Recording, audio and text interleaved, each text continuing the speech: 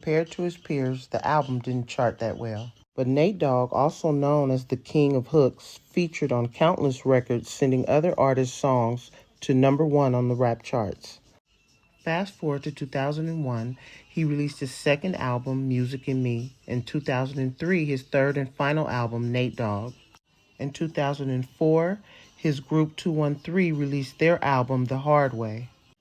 Nate Dogg was at the forefront of the G-Funk era with a total of 4 Grammy nominations. Now, leading up to about 2007, Nate Dogg had more than a few run-ins with the law. He was drinking excessively during this time and turned into who they called Buddy Love when he would be under the influence. And with his partying lifestyle, he was said to consume well over a fifth of Hennessy daily. Also in 2007, Nate Dogg was involved in a near-fatal car accident with his girlfriend. He had to get his head stapled and had internal bleeding.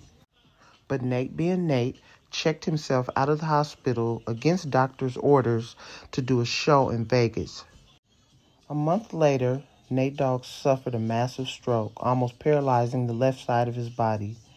Luckily, he was able to make a full recovery, considering he kept a bottle of Hennessy next to his hospital bed. While Nate was slowly trying to bounce back, he started a gospel group while trying to change his life, but at the same time still drinking while on medication. He married his girlfriend, who then, 19 days later, filed for divorce. It was September 2nd, 2008, when Nate Dogg suffered his second massive stroke and was put on life support. He was left paralyzed from the neck down and would not be able to walk or talk again for the rest of his life.